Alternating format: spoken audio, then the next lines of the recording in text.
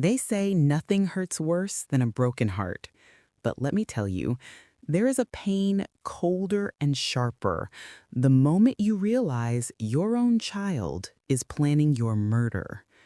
This isn't fiction. This is my story. And it started with a seemingly innocent dinner invitation from my daughter, Carissa.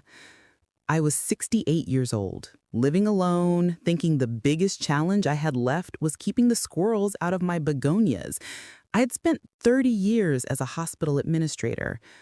I knew how to spot risk, read hidden motives, and understand that beneath a calm surface, disaster is always brewing. My late husband, Thomas, always called it my forensic eye. That eye, that instinct, was the only thing that saved me. The phone rang that Saturday morning. It was Carissa. "Mom, we have an idea." Her voice was too loud, too high-pitched, like a note held slightly off key. It immediately put me on guard. "An idea about what, honey?" I asked, trying to sound like the sweet, unthreatening mother they expected. "Dinner! Warren and I want to have you over tomorrow night. A proper, fancy dinner. Just us. We never do that anymore, do we?" She was right. We hadn't. For the past year, our relationship had been reduced to awkward video calls and rushed errands.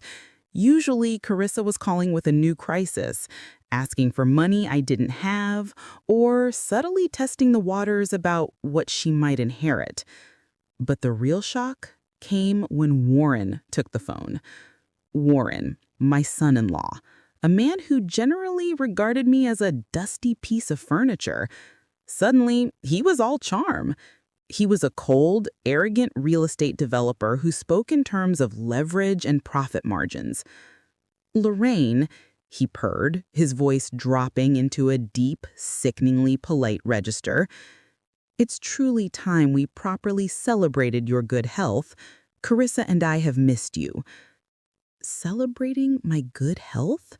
The thought made my skin crawl. The last time I saw him, he'd barely looked up from his phone to grunt hello. Now he sounded like a used car salesman trying to move a lemon. It was phony, it was dramatic, and it was a giant flashing hazard sign.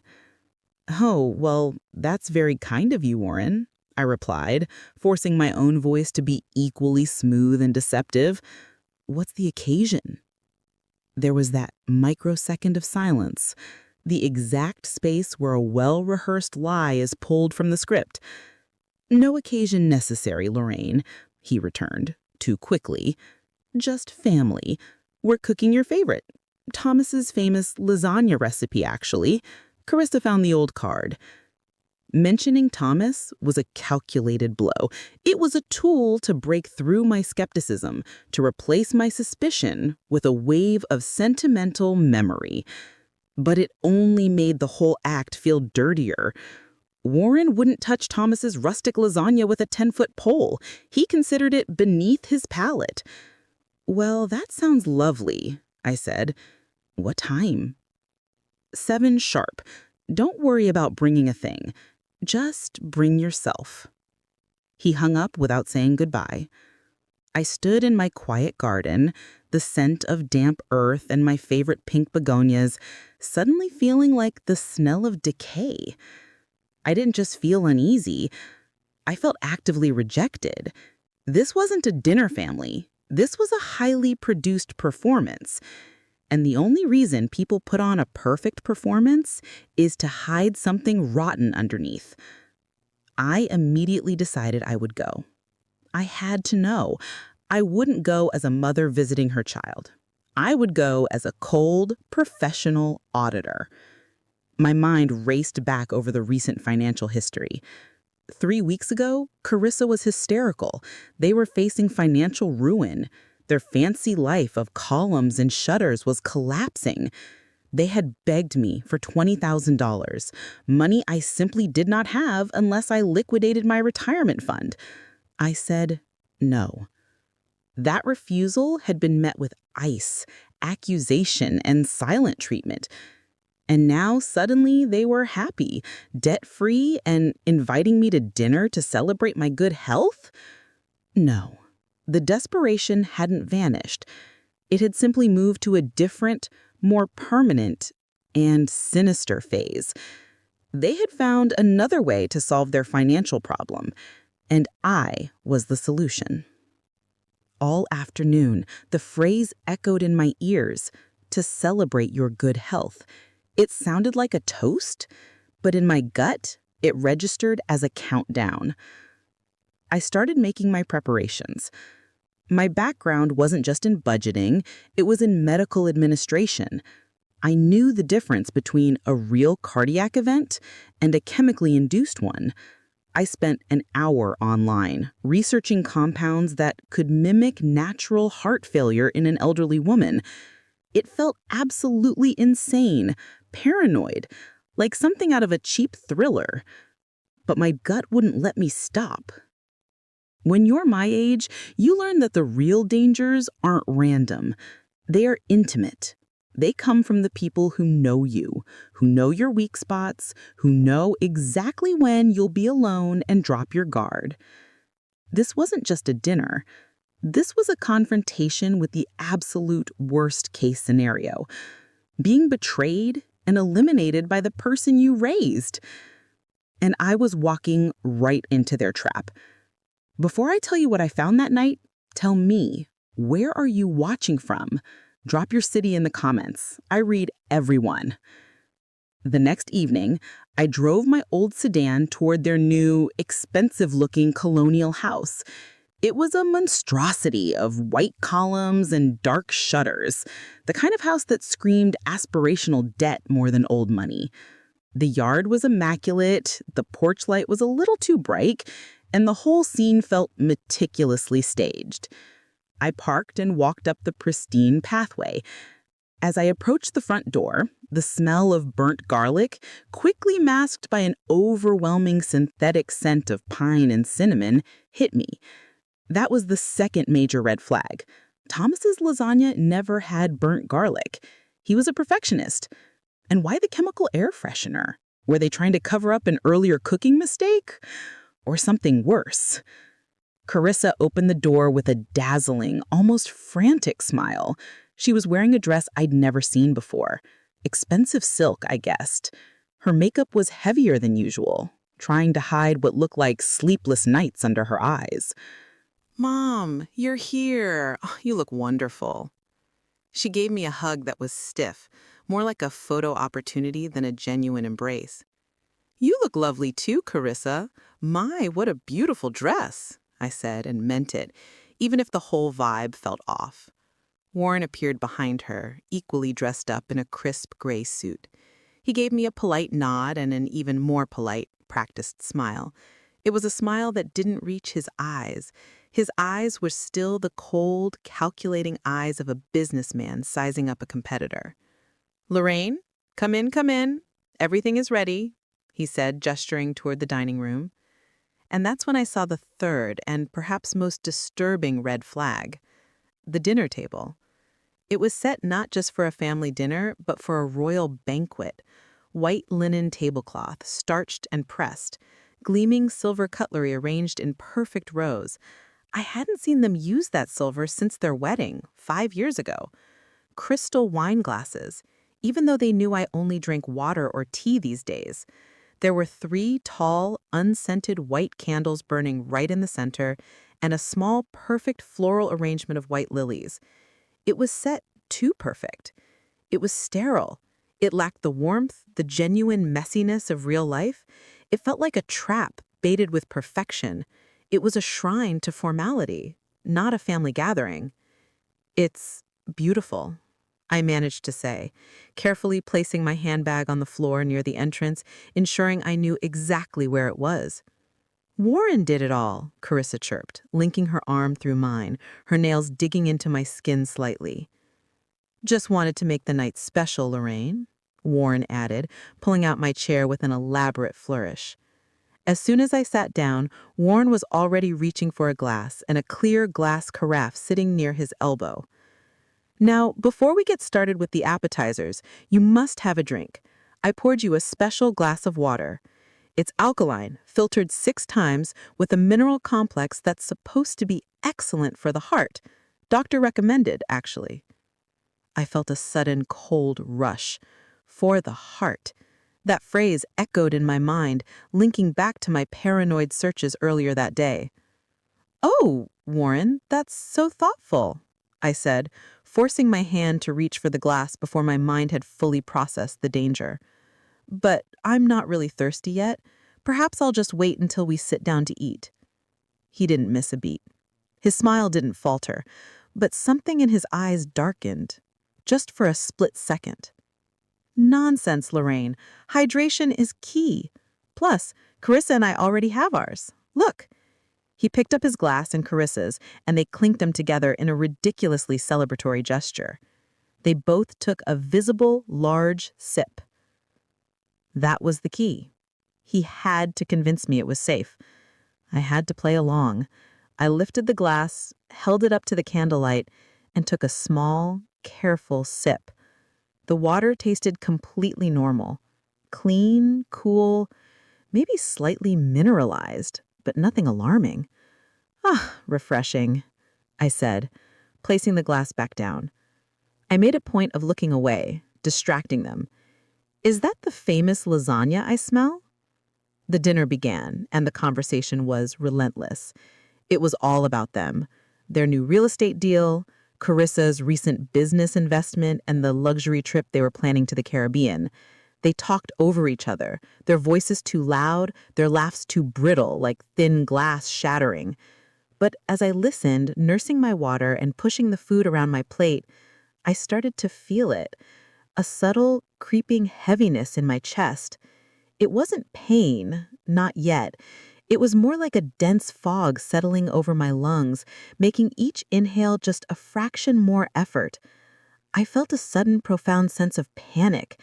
My mind raced back to my old healthcare files, to the specific names of fast-acting cardiac agents, the ones that mimic a natural heart failure event, leaving no trace in standard autopsies. This was not indigestion. This was the beginning of the trap, and I was already feeling the effects of the bait. I took another tiny sip of the water, then another, trying to assess the speed of the chemical's action. The heaviness was getting worse. A slight metallic tang was now perceptible on my tongue, and my fingers felt faintly tingly. I have to get out of this dining room. Now. Oh dear, I think the lasagna might be a little rich for me. My stomach is feeling quite unsettled all of a sudden. I wonder if I could just step into the kitchen for a moment to get a proper glass of plain tap water. Carissa's face immediately turned from bright to panicked, not with worry for me, but with fear that her plan was derailing. Mom, no, please let Warren get it. You should fit, she insisted, her voice tight. Warren, however, was immediately calculating. He leaned forward, all feigned concern. Lorraine, are you all right? Perhaps you should lie down. You look a bit pale. No, darling, just need some fresh air and plain water, I insisted, already pushing my chair back. I knew I couldn't let them follow me, and I couldn't let them see the terror in my eyes. I needed to move, and I needed to move with a clear, specific purpose. The heavy, uncomfortable feeling in my chest now had a clear name in my mind. Poison. I managed to push myself up, forcing a weak smile. I'll be right back. Don't you two move. I left the dining room walking quickly, but not running, maintaining the facade of an old woman slightly inconvenienced by a sour stomach.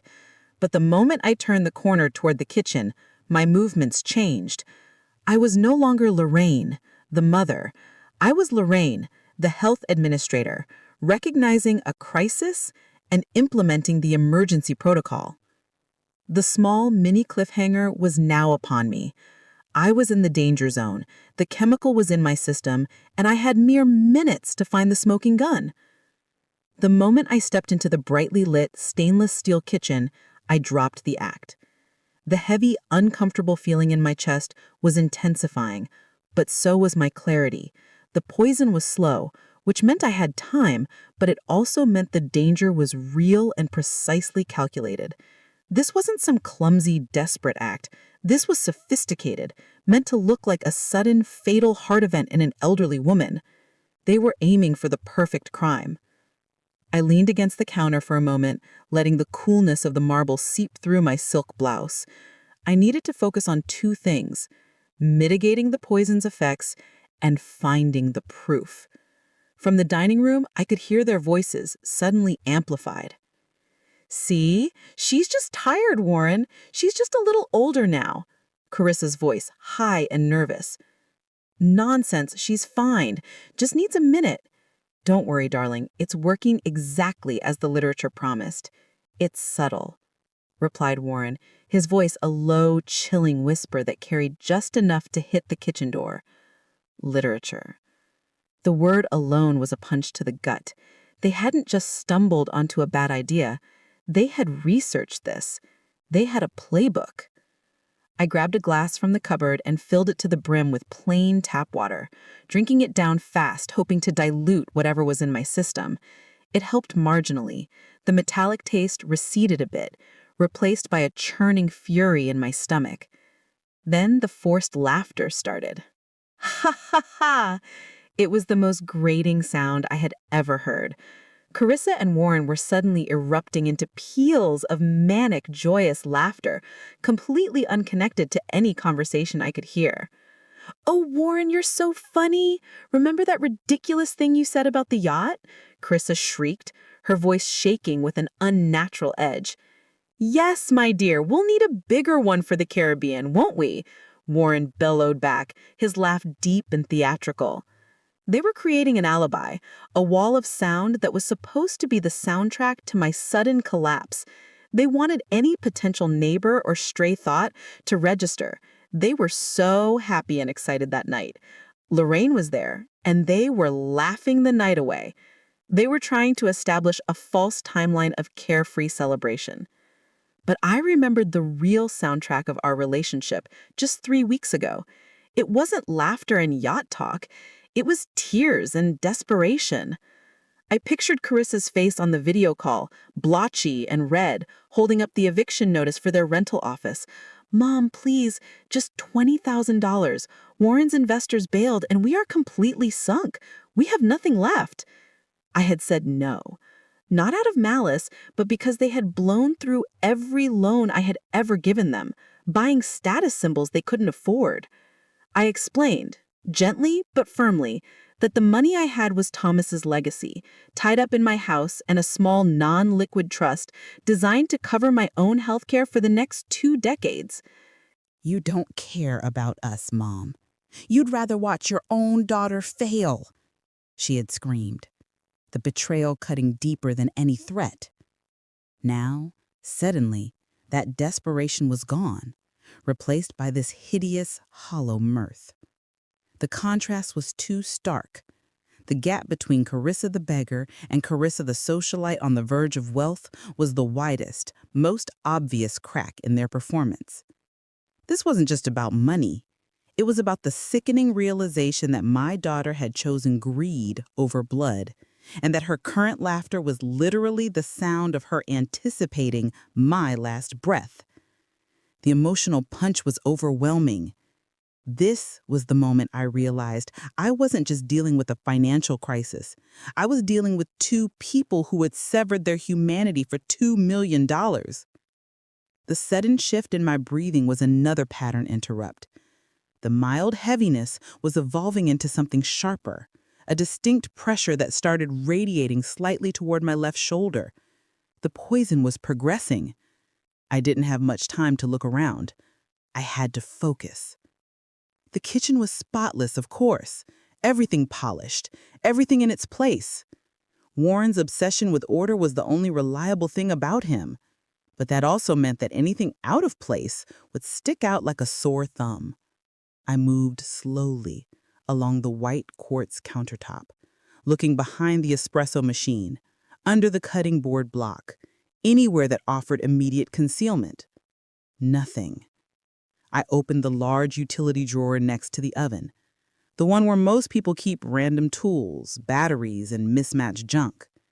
It was neatly organized with plastic dividers. This was Warren's domain. Where would a man like Warren hide something he considered an embarrassing temporary necessity? Not in a trash can, not in a drawer he used daily. He would hide it where he knew I, the aging, forgetful mother, would never look. My eyes landed on the double-door refrigerator. I opened the door marked freezer. Everything was vacuum sealed and labeled with crisp Dymo tape. Perfect. I moved my attention to the fridge side. Standard contents: expensive organic vegetables, artisanal cheeses, and wine. But on the top shelf, nestled right behind a tall jar of French Dijon mustard, was a small, almost invisible glass vial. It was placed there quickly, hidden in plain sight, hoping the distraction of the perfectly staged meal would keep my eyes focused on the dinner table. It was maybe 3 inches tall, clear glass, with a silver stopper. It contained a few milliliters of clear viscous liquid. My heart hammered against my ribs, the physical symptom amplified by the shock of the find. This wasn't indigestion. This wasn't paranoia. This was the irrefutable evidence, the proof that Carissa's loud fake laughter was a cover for murder. I swallowed hard, forcing myself to breathe deeply. I had to maintain control. I was a healthcare administrator. I had faced down malpractice suits, budget audits, and hospital-wide crises. This was just another crisis, albeit a deeply personal one.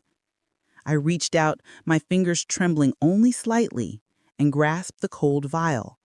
I immediately went to the label I knew they would have meticulously removed. But even without the label, I recognized the shape, the cap, and the distinct viscosity of the liquid. I had seen enough of these medical containers in my life to know this wasn't a vitamin.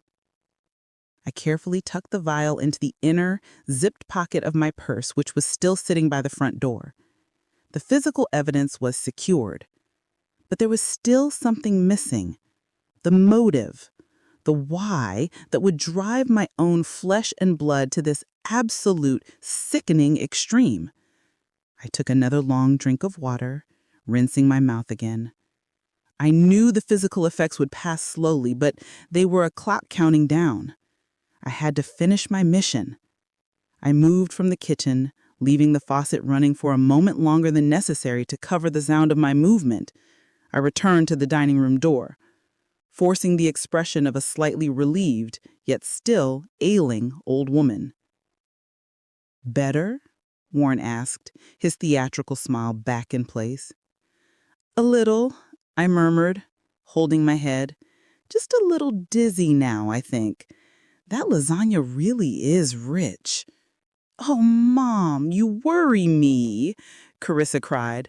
But she didn't move from her chair. She just watched me with that tight, frantic smile. I took my seat, avoiding the treacherous glass of water. I needed one more piece of the puzzle, the piece that Thomas always told me was the foundation of any good financial investigation. Follow the paper trail. I needed the motive. Chapter 5. The insurance letter. I settled back into the chair, the cold vial pressing reassuringly against my hip inside my purse. The heaviness in my chest was manageable now, a dull ache rather than a crushing weight. The dosage they used was clearly designed to incapacitate slowly, not kill instantly, which only proved their careful planning. They wanted to ensure the natural causes effect. I had to find the financial motive. Desperation alone wasn't enough. They needed a clear payoff. "Carissa, darling," I began, pitching my voice low and a little weak. "I hope you don't mind, but when I walked in, I thought I saw an envelope near the front door. Did I drop something? I'm getting so forgetful." Carissa's eyes darted toward the entryway, then immediately snapped back to me, wide with alarm. Warren, however, remained cool. "Nonsense, Lorraine. You dropped nothing. You're just a little out of sorts," Warren said, reaching to pour me more of the special water. I waved his hand away with a practiced tremble. "No, thank you, dear. Just the dizziness. But I really thought Perhaps I kicked it when I came in. A white envelope? Carissa was already chewing nervously on her lip. I knew I had hit pay dirt. My comment about being forgetful had thrown them off. They didn't realize I was acting. They just thought I was old and confused. I didn't see anything, Mom. Don't worry about it, Carissa insisted, her tone sharp. But Warren was already running scenarios. He needed to check. He had to know if the envelope contained anything incriminating. I'll check, Carissa. Don't upset Lorraine further, Warren said, his voice clipped. He rose and walked swiftly to the front hallway. As he bent down, pretending to search the floor, I watched him. He wasn't looking for a dropped letter. He was looking for the letter. He found it near the coat closet, a standard business envelope tucked halfway under the welcome mat they'd clearly forgotten to sweep up.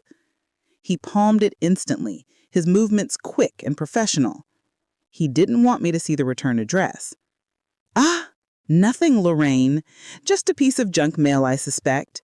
It's gone now, he said, turning back to the table with a reassuring but entirely fake smile. He tried to slip the envelope into his jacket pocket, but he was clumsy in his haste. The envelope slipped a little, and for a split second, I saw the top of the document inside before he shoved it away. It was an official document, a policy header, and written in bold official font, I clearly saw two things: life insurance policy and $2 million, .00. $2 million. The shock was a physical wave, chilling me far more than the poison had. This wasn't just a desperate ploy to pay off debt. This was an attempt to completely reset their failed lives with my entire net worth plus some. I had always carried life insurance, of course, to protect Thomas when he was ill, and then to ensure Carissa inherited the house free and clear. But I had lowered the principal value years ago. It seems they had reinstated it, or, more likely, taken out a new one without my knowledge, listing themselves as beneficiaries. That was fraud, potentially illegal, but it meant only one thing: my death was a required business transaction. I locked eyes with Warren for a moment as he returned to his seat. The calculation in his daze was now replaced with a flash of dark triumph, thinking he had completely duped the senile old lady. "You really should eat, Lorraine," Carissa pleaded, gesturing toward the food, her smile now shaky and desperate. "You know, I think I've lost my appetite entirely. It's too bad. Thomas worked hard on that recipe." I took a slow, deliberate sip of the plain tap water, looking directly at my daughter. The daughter who had cried on my shoulder as a child, the daughter whose hand I had held through scraped knees and first heartbreaks.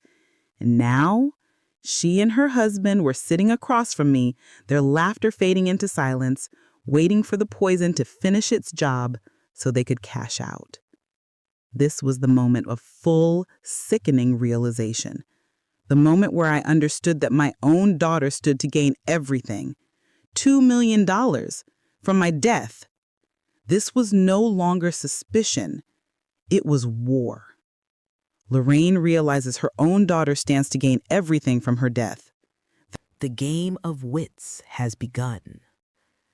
The return to the dining table was the hardest performance of my life. I was a target who knew exactly where the sniper was, but had to act blind. Every breath was a calculation. Every flicker of my eye had to convey nothing more than mild, age-related exhaustion.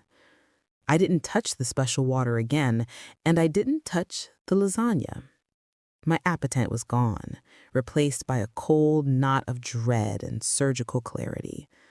The physical effects of the cardiac mimic or receding, leaving behind a sharp, adrenaline-fueled focus.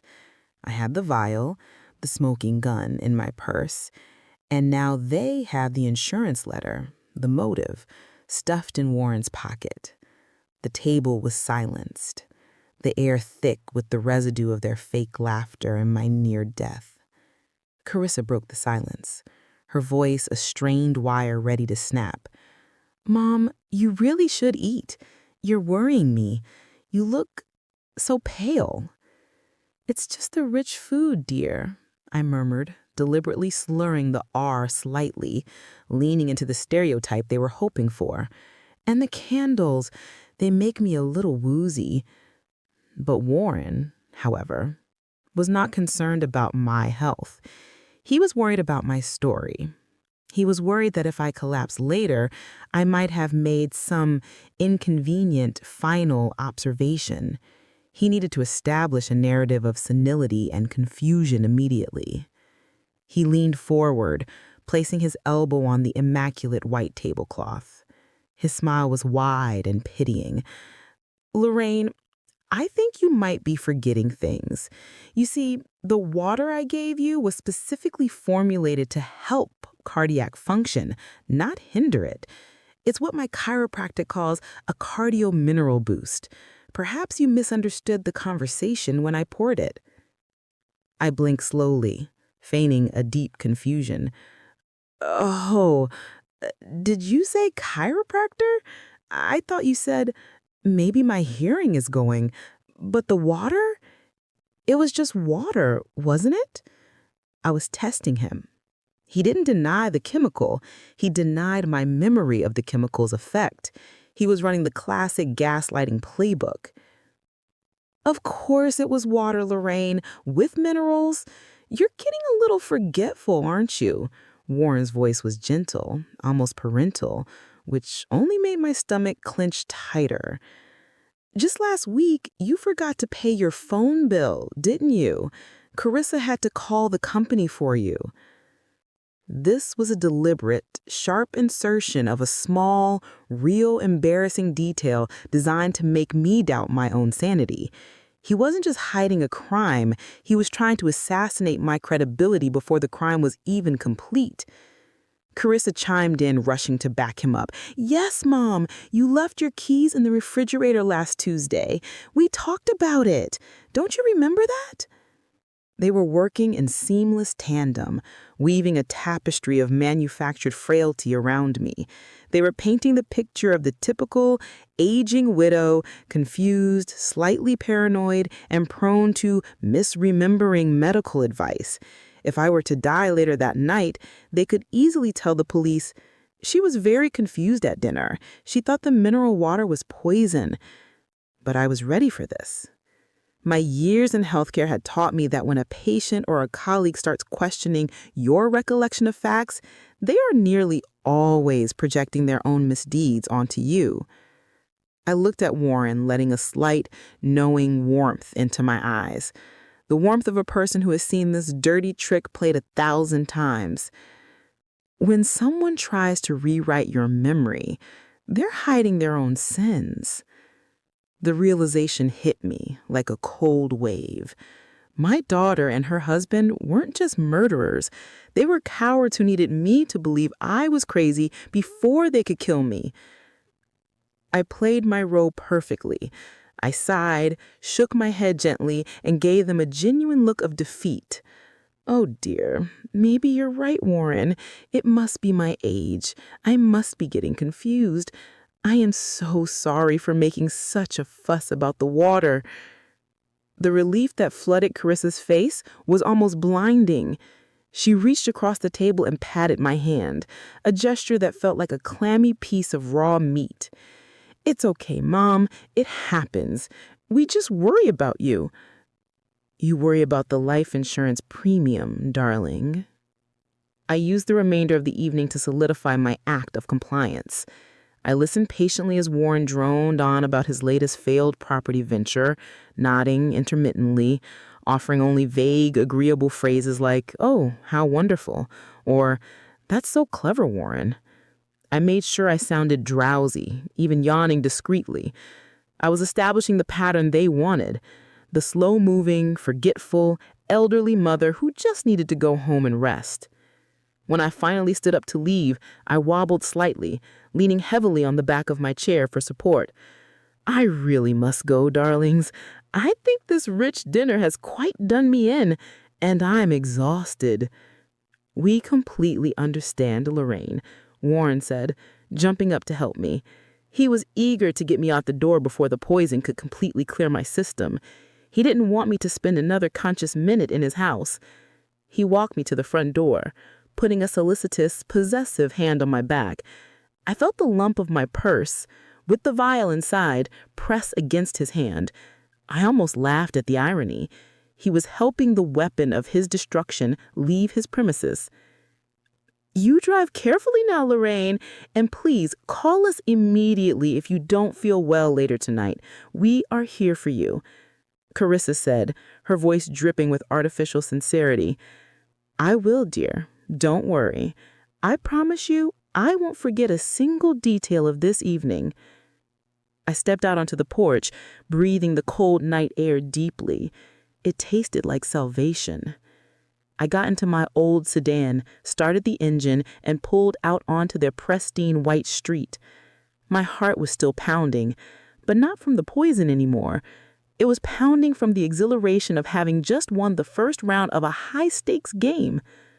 I drove slowly, not because I was dizzy, but because I needed to look like I was. I needed anyone watching to think the aging widow was safely on her way home, slightly compromised, but alive. The moment I turned the corner onto the main highway, my foot pressed firmly on the accelerator. The time for pretending was over.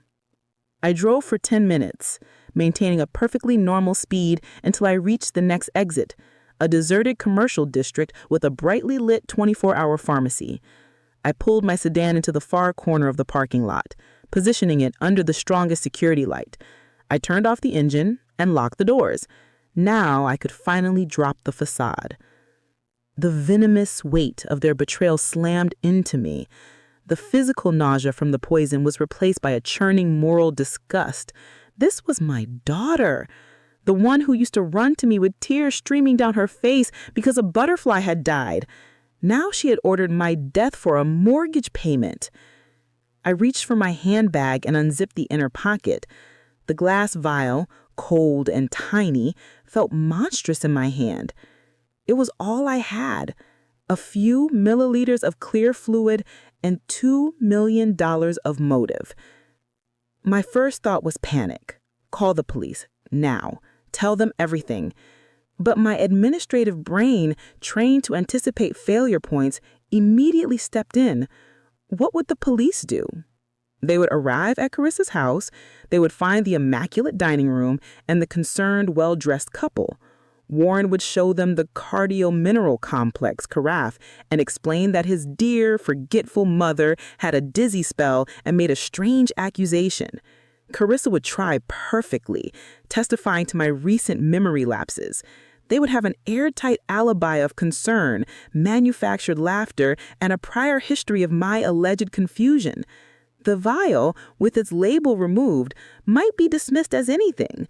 A vitamin supplement, a cleaning agent.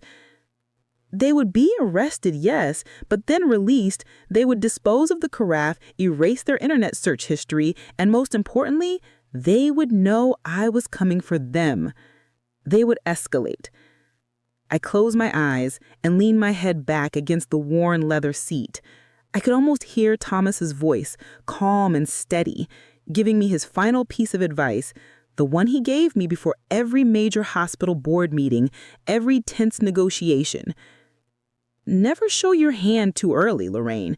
The moment they know you have the cards, they fold the game and change the rules. Wait until they've bet everything. Thomas was right.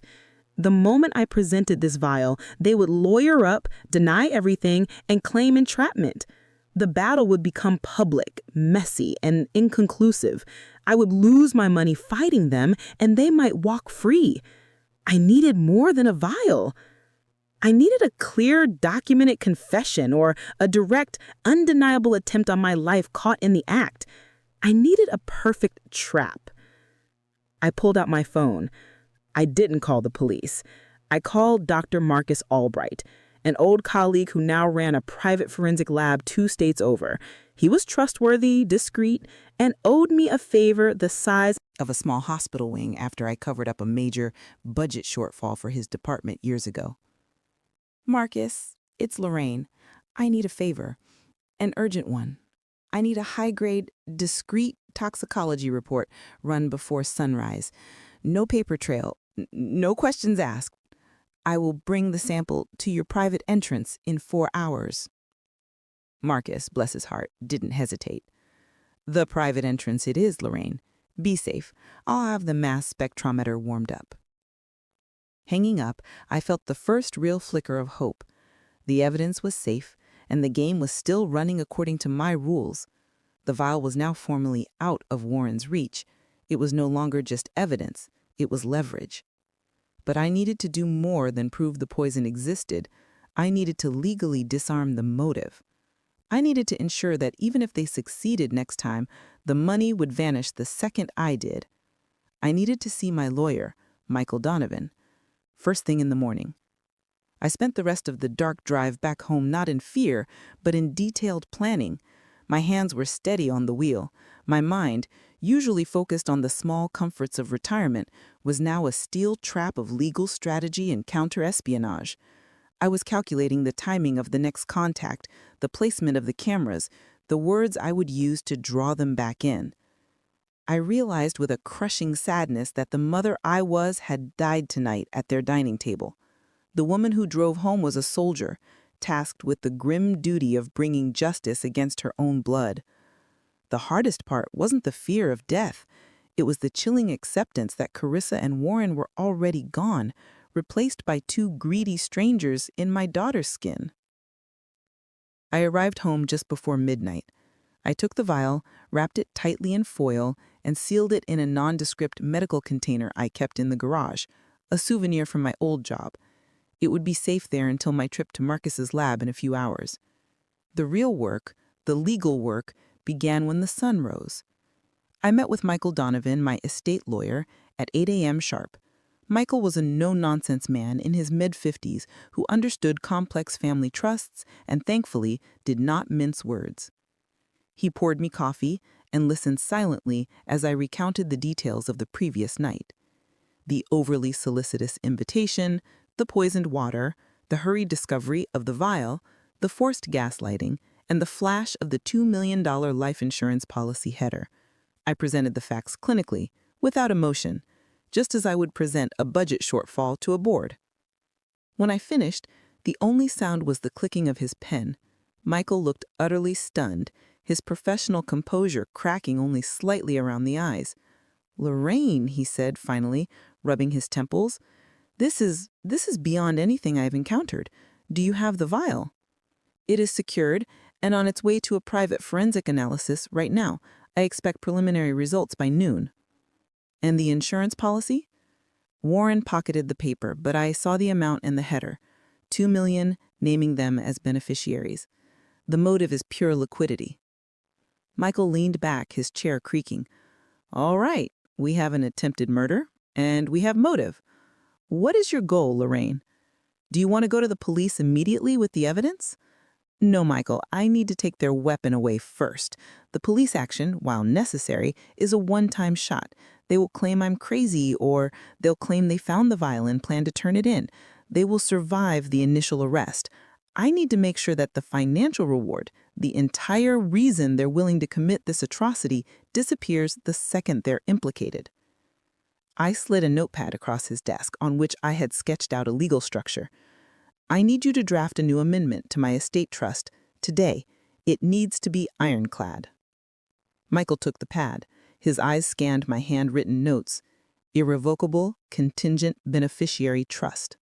ICBT. I need the trust to state that if Carissa or Warren are at any point criminally charged, arrested, or formally investigated by any law enforcement agency in connection with my death, all assets, including the house, the investments, and any proceeds from any life insurance policy where I am the insured, will immediately be diverted away from them and into a charity trust, specifically the local Children's Heart Foundation. "Whistle," Michael whistled softly. "You're creating a poison pill for the entire estate. You're not just disinheriting them, you're making their prize legally toxic." Exactly, I confirmed, a bitter taste in my mouth. I want them to know that if they lift a finger against me, the 2 million they're counting on goes to save the lives of other people's children. I want to turn their own greed into a sword pointed right at them. We worked for 3 hours straight, Michael dictating the precise legal language to his assistant, ensuring every contingency was covered. We put specific clauses that would allow the transfer of funds based on public records of indictment, eliminating the need for a final conviction, just an official implication. The speed was breathtaking. My life depended on getting this document signed and registered before Carissa and Warren decided to take a second, less subtle, shot. As I signed the last page, my hand didn't shake. The act was devastating, yet necessary. I was sealing the fate of my daughter. By signing that paper, I was severing the financial cord that connected us, but I was also buying myself time and setting the ultimate trap. Michael looked at the documents, stamped and filed. "It's done, Lorraine. The moment this is legally filed, the money they are scheming for becomes a landmine. If they touch you, they detonate their own fortune." I stood up, adjusting my skirt. The ache in my heart was profound, but my focus was absolute. I looked out the window at the busy city street, seeing the world in stark black and white. I had gathered the evidence, I had prepared the legal trap. Now I needed to set the bait and draw them back into the light. The money was no longer their weapon, it was mine. Their greed has become a blade pointed at themselves. The next 48 hours were the longest of my life, a period of forced vulnerability. Michael's legal team filed the ICBT amendment quietly, securing the estate. Dr. Albright confirmed the forensic analysis. The vial contained a highly potent, fast-acting cardiac glycoside, a chemical that, in the small doses used, perfectly mimicked a massive natural heart attack. It was the perfect murder weapon, if undetected. Now I had 2 facts. They tried to kill me, and they would get $0 if they were caught. The problem was, they didn't know the second fact. They still thought $2 million was just one heartbeat away. I needed them to be certain of 2 things. First, that I was frail and failing, and second, that I was coming back for another dinner. I started planning the beat with the first and most crucial move, the phone call. I called Carissa midday Tuesday, 2 days after the disastrous dinner. I used my weakest, most wavering voice. I practiced it in front of the mirror until it sounded like wind chimes, fragile, easily broken, full of breathy gaps. "Carissa, honey?" I whispered into the phone. "Mom, oh my God, you sound terrible. Are you okay?" Her panic was immediate, but it wasn't the panic of a worried daughter. It was the panic of an investor whose stock is plummeting. "No, dear, I really don't think I am. I'm so dizzy. Ever since the dinner, I have had this awful pressure in my chest. I almost fainted this morning trying to water the begonias." I could hear her frantic exchange with Warren in the background, muffled. This was excellent.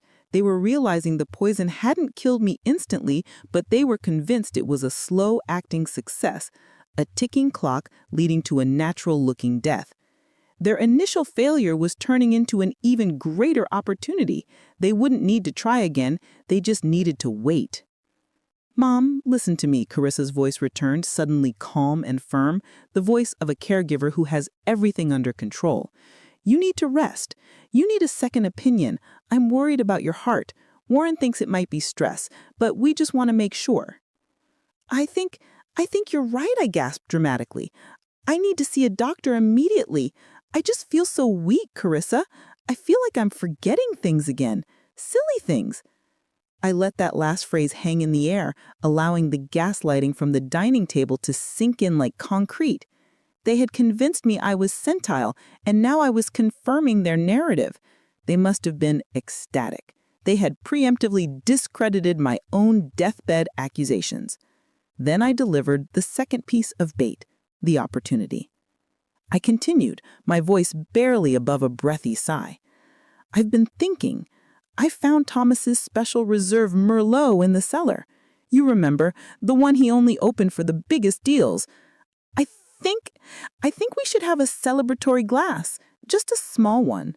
Next time. Just a toast to my getting better. Carissa stammered, caught completely off guard. The Merlot, Mom? You hate red wine. It gives you headaches. Ah, well, maybe my tastes are changing, dear, or maybe I'm just getting sentimental. Could you and Warren come over here this Thursday for a small toast? Just an hour. I don't feel up to driving to your beautiful house again. I had inverted the scenario. Now they had to come to my house. This was key. My house, my rules, my access to surveillance and the police. Warren immediately took the phone from Carissa. His voice was smooth again, the predator scenting blood. Lorraine, that sounds absolutely wonderful. We would love to come. Thursday evening. We'll bring the glasses. You just rest. The excitement in his voice was palpable. They thought they were coming over for A simple toast, a final, easy opportunity to ensure the job was finished, perhaps with a higher dose in the wine, with no messy kitchen involved, all while I was already framed as weak and forgetful. They didn't even consider the possibility that I had turned the tables. Their greed blinded them completely. I hung up, placing the phone down gently. I wasn't dizzy anymore. I was stone cold. I had just invited my own executioners back to the table. This silence, the waiting, the anticipation of the next move, that's what the audience connects with. They feel the fear, but they also feel the rage. Would you have stayed silent like I did, or confronted them right then, telling them you knew everything? Thursday arrived. The stakes were no longer $2 million. The stakes were my survival and the complete destruction of their lives. I didn't waste a moment. My first call that morning was to Detective Sergeant Ramirez, head of the Major Crimes Unit. I had spent hours preparing my case. The toxicology report from Dr. Albright, the notarized copy of the ICBT Trust Amendment, and a detailed clinical timeline of the first poisoning attempt. Ramirez was skeptical at first. A wealthy aging mother accusing her daughter and son-in-law of attempted murder for insurance money sounded like soap opera theatrics. But when I presented the forensic report showing the cardiac glycoside and explained the complexity of the ICBT legal maneuver designed to make their prize worthless if they were caught, his professional skepticism turned into absolute fascination. "Mrs. Vance," he said, leaning over the desk, his voice hushed, "you're telling me they're coming here tonight thinking you're about to die, and they're going to try again, even though you've disarmed the motive without them knowing? I believe I'm weak, and they believe the money is still coming," I stated plainly. "Greed always outweighs common sense, Detective. They will be sloppy now because they think I'm already beaten. I need you to catch them in the act, on video, putting the poison into my wine." The plan was surgical. My dining room was secured. They installed 2 miniature high-definition cameras, one hidden in the centerpiece floral arrangement, aimed squarely at the table, and another concealed inside the mantelpiece clock, focused on the main serving area. The police surveillance team was positioned in a discreet van 2 streets away with a clear audio and video feed. I bought 3 bottles of that expensive Merlot, just as I promised. The police team emptied 1 bottle, cleaned it out, and refilled it with a harmless, expensive grape juice. That was my bottle. The other 2 were genuine wine for Carissa and Warren. Detective Ramirez had the final critical element, a small personalized alarm button disguised as a decorative key fob. "The moment you see the action, Mrs. Vance, you press this button. It's a silent alarm that will bring the tactical team here in under 90 seconds. Do not engage. Just press the button and tell them you need to use the restroom." I nodded. "Understood. Act weak, press the button, and retreat." I dressed in a soft, non-threatening cashmere sweater and sensible skirt, looking every bit the frail widow they expected. I set the table, ensuring the seating arrangement placed the bait, my glass, and the fake Merlot bottle closest to Warren, the calculated actor in this drama. At 6:58 p.m., the doorbell rang. I opened the door, managing a tired, grateful smile. "Carissa, Warren, thank you so much for coming. I really needed the company." Warren was carrying a small wrapped gift, an absurd gesture of feigned love. Carissa rushed to me, her eyes drilling into my face, searching for signs of deterioration. "Mom, you look tired. You should be in bed," Carissa fussed, her tone perfectly pitched between worry and impatience. "Nonsense. I'm fine. But I did bring out the Merlot, Warren, just as I promised. Let's sit down, shall we?" The dinner that followed was short and tense. They were eager to bypass the pretense and get to the toast.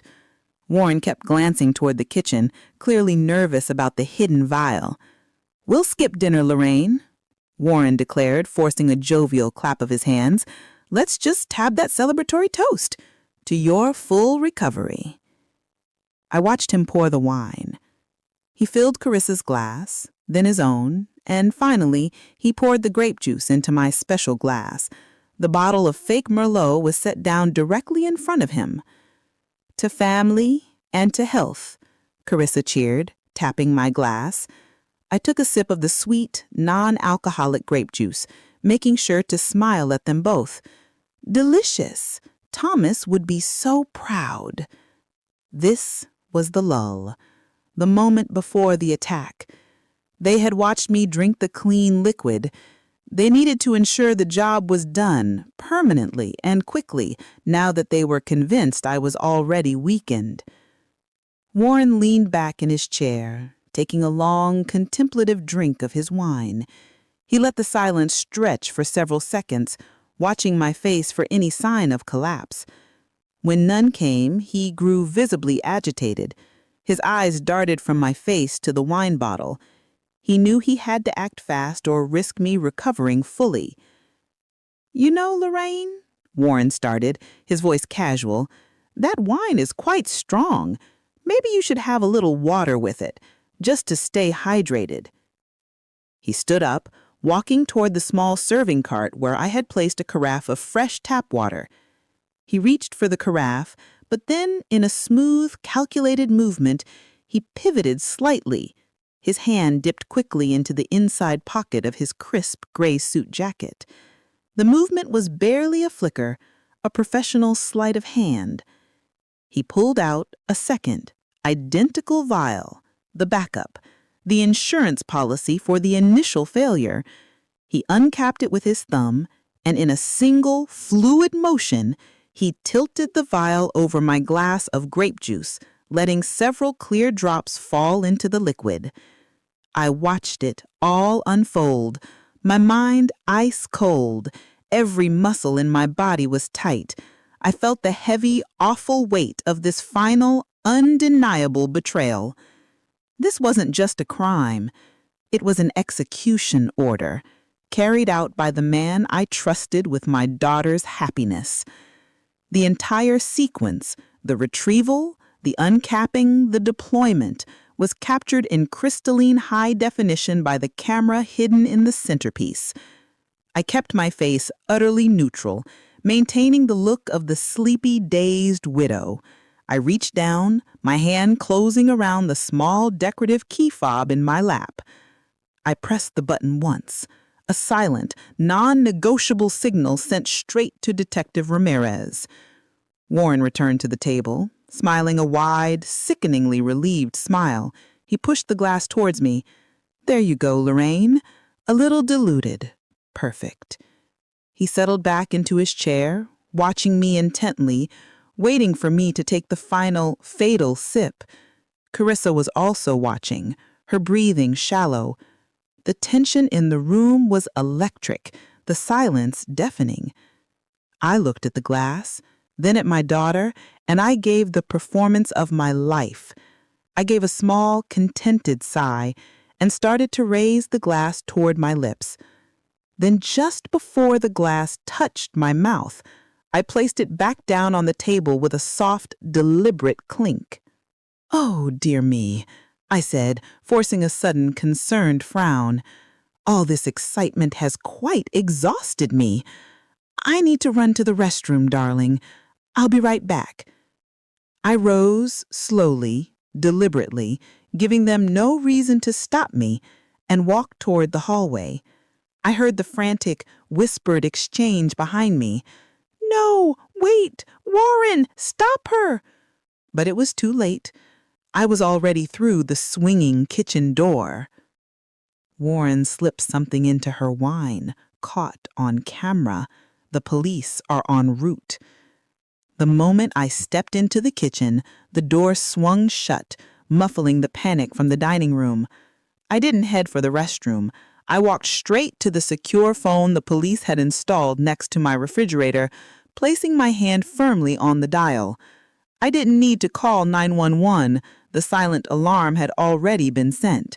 But I needed a verbal record, an official narrative that would lock them down, eliminating any possibility of the gaslighting defense they had meticulously constructed.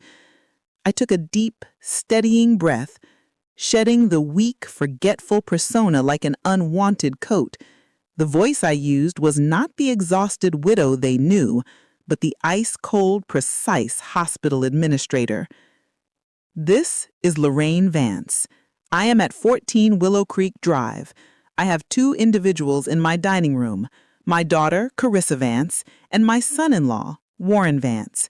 They are attempting to murder." They proved her active, calculating participation. Her weeping faltered, turning into a hollow, defeated sound. As I watched them separately turn on each other, the reality of their love was laid bare. Their fake partnership, built on wealth and appearance, shattered entirely. Warren, learning Carissa was blaming him, screamed into his intercom demanding justice. Carissa, seeing the texts and the insurance documents, realized she was just as deeply implicated as he was. Their collaboration collapsed into mutual rage, a stark, powerful contrast to the perfectly set dinner table of days before. The $2 million that had fueled their entire conspiracy was now a useless phantom, legally earmarked for charity. Their greed hadn't just led them to attempted murder, it led them to throw away the only thing they cared about, their fortune. The final bitter irony of the ICBT trust had done its work, turning their crime into a pointless act of self-destruction. The trial of Carissa and Warren Vance was a media sensation. The story of the aging mother, the greedy daughter, and the calculating son-in-law dominated headlines for weeks. Friends, neighbors, and old colleagues of mine filled the public gallery, their faces etched with horror at the grotesque family drama unfolding. The state's case was devastating in its simplicity, thanks entirely to the evidence I had secured. The prosecution began with the presentation of the surveillance footage from my dining room. The moment Warren pulled the vial from his jacket and tilted it over my non-alcoholic wine glass, a collective gasp swept through the courtroom. That 15-second clip was the nail in their coffin. It was irrefutable, undeniable proof of premeditated attempted murder. Next came the toxicologist expert, Dr. Albright, who confirmed the cardiac glycoside's presence in the seized wine glass, linking it perfectly to the vial I had brought him days earlier. The evidence was presented with scientific coldness, removing any possibility of doubt. Then came the motive. The prosecutor presented the signed $2 million life insurance policy and read the text message exchanges, demonstrating that Carissa was not a passive victim, but an eager, financially motivated partner in the crime. I was called to testify. I didn't perform the role of the frail victim. I sat straight, dressed professionally, and spoke with the measured, factual calm of the hospital administrator I once was. I recounted the whole story, from the suspicious invitation to the fake laughter, the discovery of the first vial, and the calculated risk of the trap dinner. I did not shed a single tear.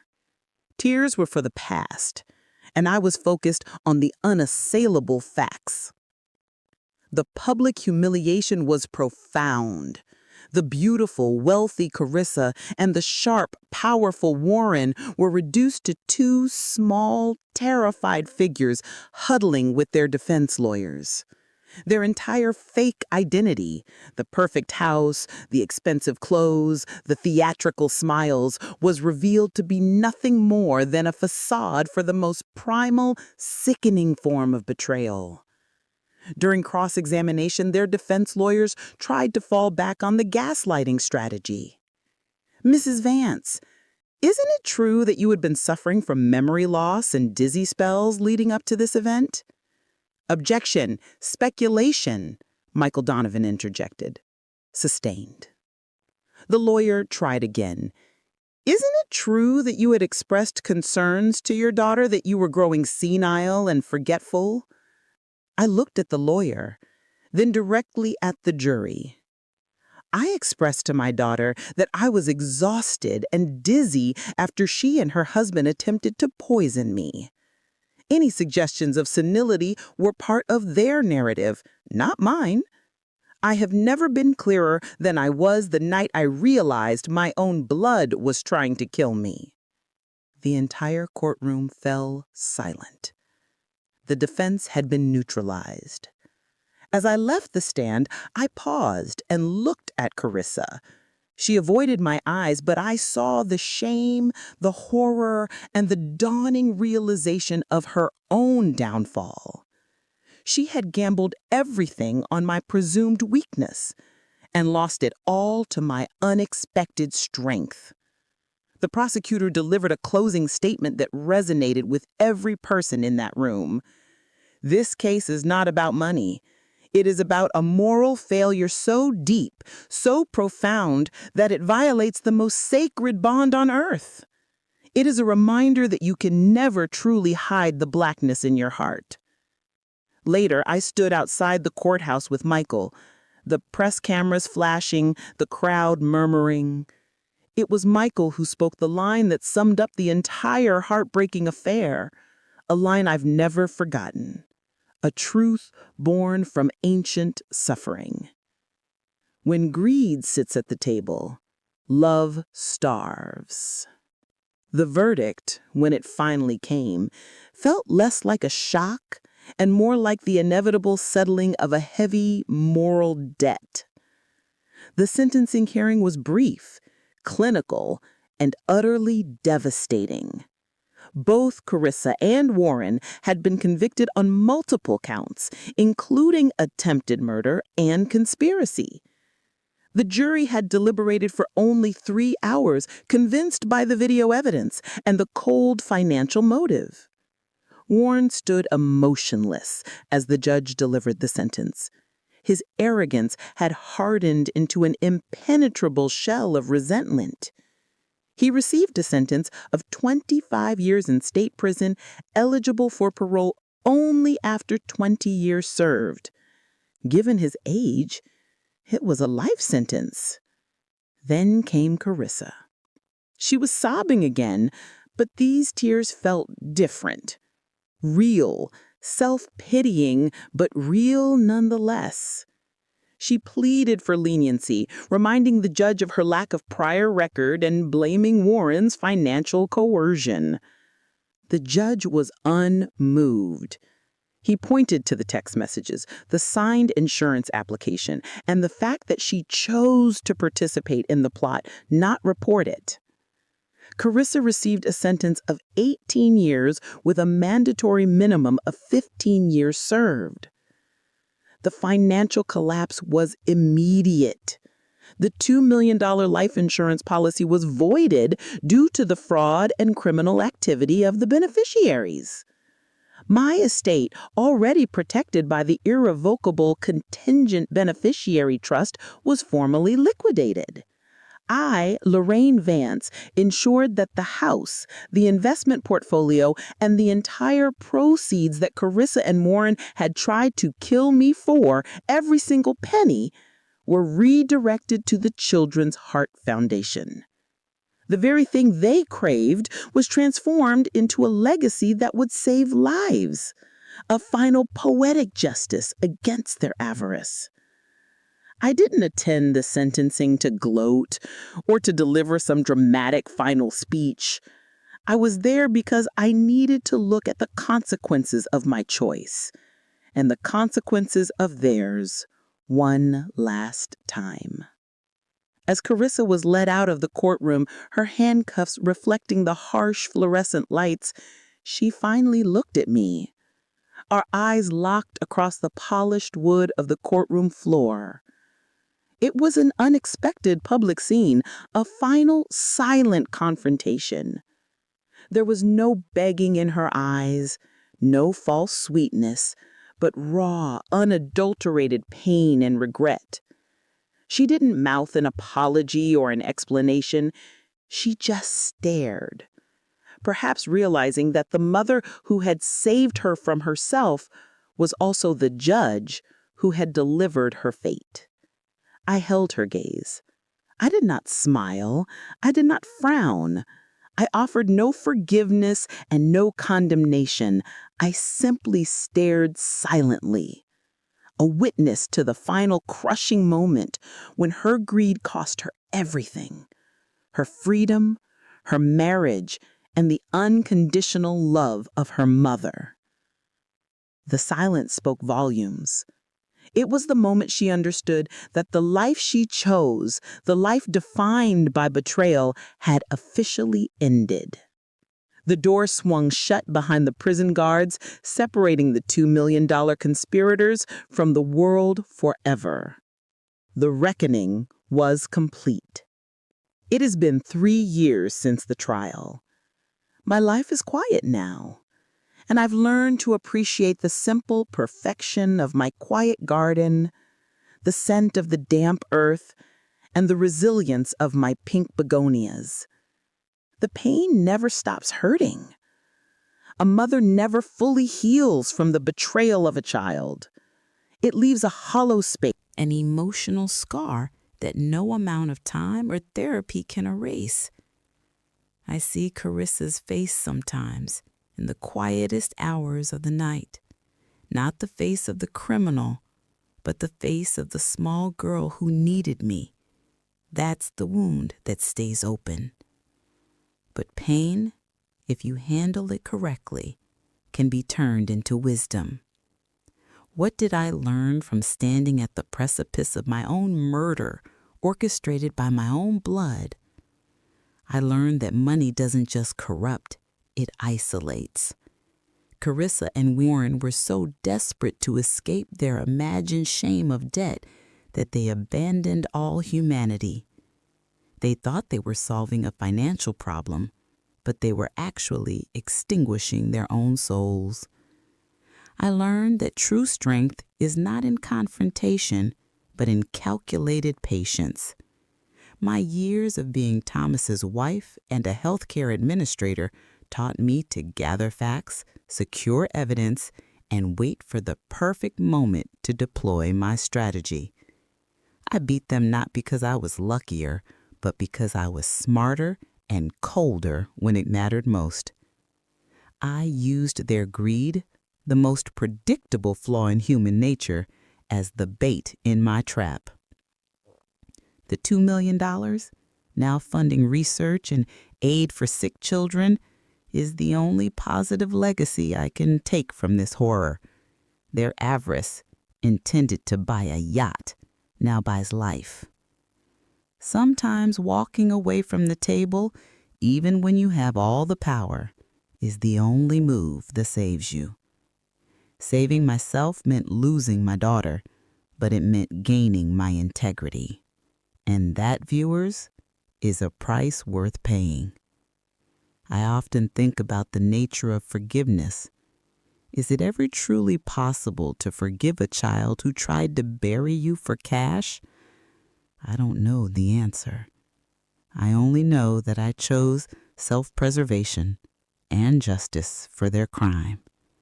I didn't hate them. I simply accepted who they truly were, and I acted accordingly. If it were your daughter, would you forgive her or never look back? Tell me in the comments, and don't forget to subscribe for the next story, because sometimes the deadliest betrayals come from your own kitchen.